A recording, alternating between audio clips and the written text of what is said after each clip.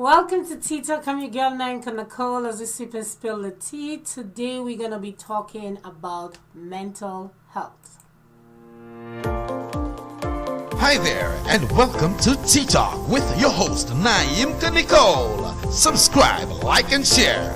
Tea Talk, where we sip and spill that tea on celebrity gossip, pop culture, and mainstream media. She'll be sipping and spilling that tea. Tea Talk with Naimka Nicole.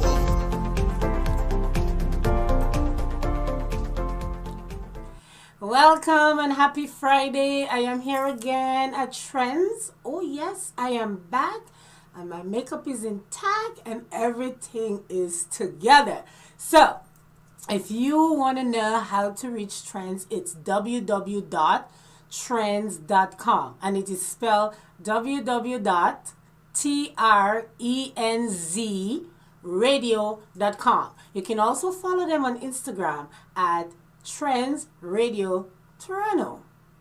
We are also sponsored by TD Canada Trust. Okay, so today I was supposed to be doing a video on G Violent with a guest. Yesterday it went well, and then we were going to comment today, but you also have to be mindful that this thing is very triggering. So I've decided, because after the conversation I said, you know what, let's reschedule. Because if you're feeling certain ways, I understand, let's reschedule it. And I decided, well, let's talk about mental health because it's also in the headline. So here I am today and we're going to talk about mental health. Okay, let me get her. Okay. So it all begins on Wednesday. Grade 10 student at Leo Hayes High School in Fredericton died by taking her own life. Her parents are heartbroken and they are doing a public announcement for change. So, you know, they're speaking about it publicly. Sorry, that's what I meant to say. Because they need change in our healthcare system. Her name is Lexi. Okay, so here is what happened. So on February 18th, she met with a guidance counselor at a school and who recognized that, you know, she was having mental health issue. So she was immediately taken to the hospital to be looked after. Unfortunately, as we all know, she had to wait 8 hours at the hospital before she could see someone. But then in order to see a mental health professional, but to see the psychiatrist, they were telling her it will take another 2 hours. So basically she felt like she didn't want to be a burden, because here is the question. She was asked, are you going to make us call them? Yes. Yes, yes, you should have called them. That's why she's there. It's C19. No one is going to leave their home and come to the hospital if they didn't have an emergency. Plus, the guidance counselor at a school brought her there. Yes. You call the psychiatrist. Yes. You let her wait. Yes. Ever so often, like, patients are turned away because we don't have like a visual evidence of something. You know, if they don't see like a cut or a bruise or something, it's like you're fine. No. Okay. So her mom described her daughter as a social, personable.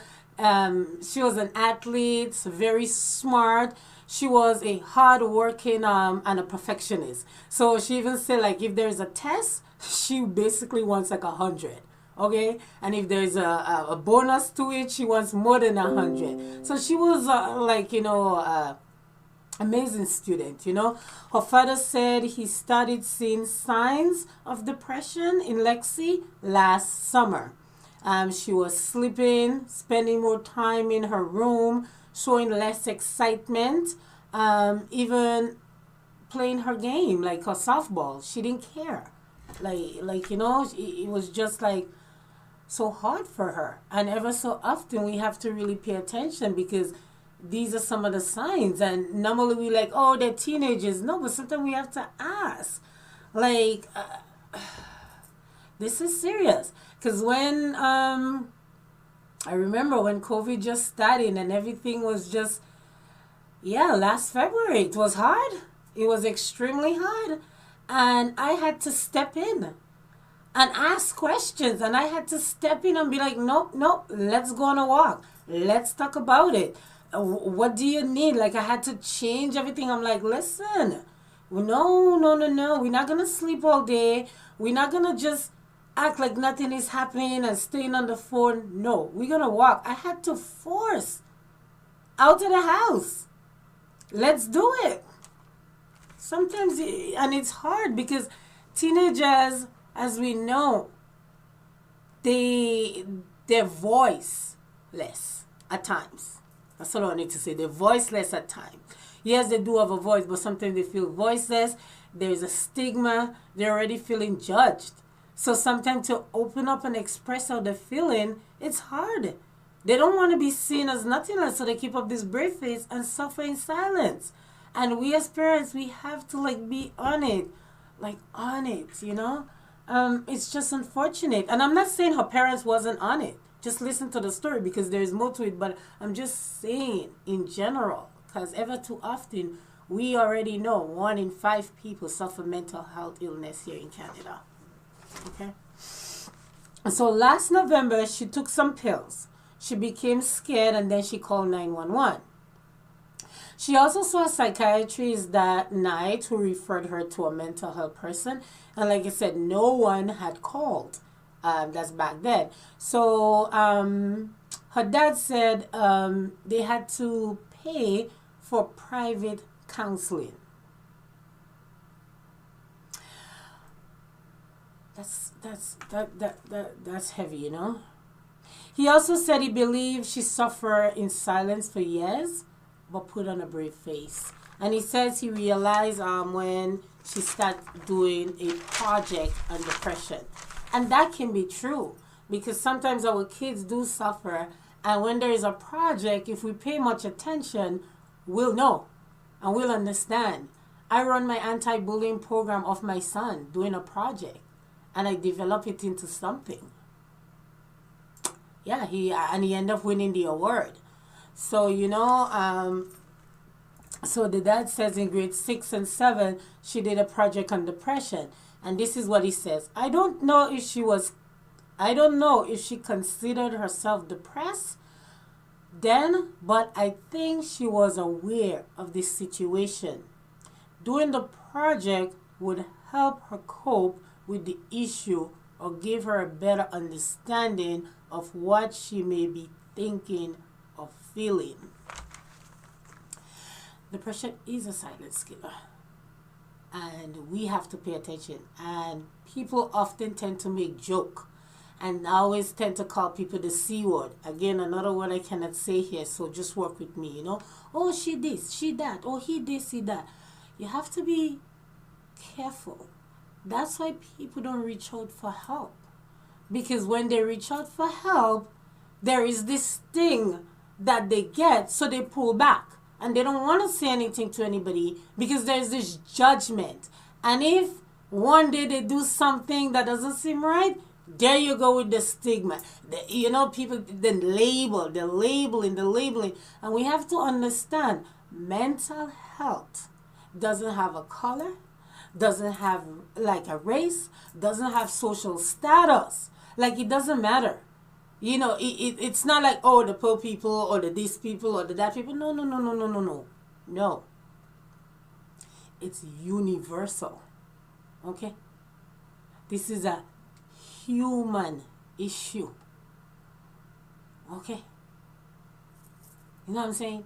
But what we can do to deal with some of this is getting help and paying attention. When I was going through my depression, I addressed it. I wasn't embarrassed about it. I had to walk in it and just deal with it. But what happened, it was a judgment because everybody was like, oh, look, I didn't care. I didn't care what anybody had to say because the stuff that I been through, the trauma that came, and ignite all that feelings and put me into that state.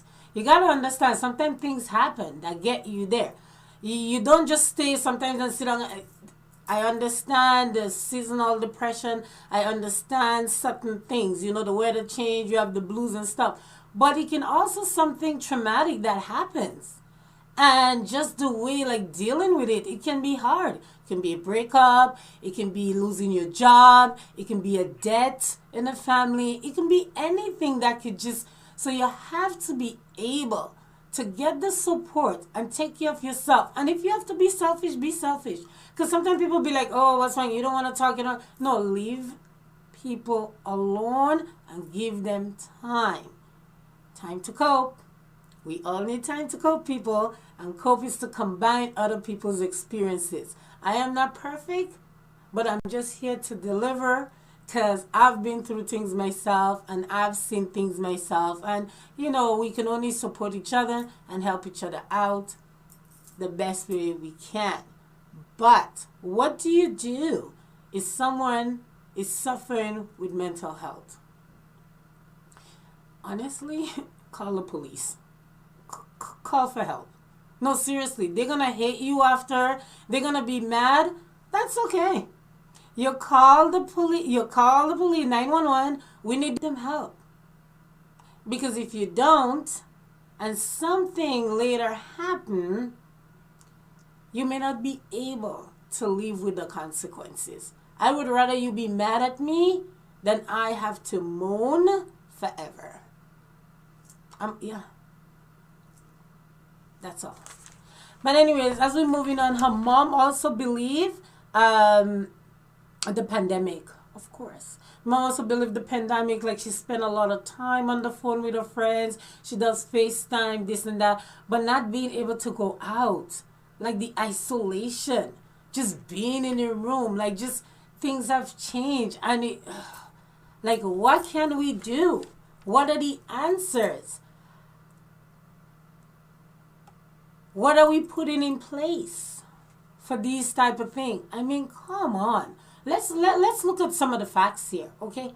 She went to the hospital. She had to wait 8 hours to see someone. It would have taken another 2 hours for a psychiatrist. So they sent her home with a referral. And before anyone can call, she took her life. Let's pay attention to our kids. Let's pay attention to our friends, family member. Like, let's just pay attention. But most importantly, please pay attention to our kids and their mental health. They're not going to talk about it. They might refuse it. That's okay. Invade. Talk to them. Find out. Walk with them. Do something they like with them. Get them talking. Get them talking. Okay? Here's a number for the Kids Help Phone, which is 1-800-668-6868. And for the Canadian S Prevention, as I said, I can't say the word, is 1-833-456-4566. See you next week for another video. You can follow them at Trans Radio Toronto, www.transradio.com. Bye, y'all. As we sip and spill the tea, have a great weekend.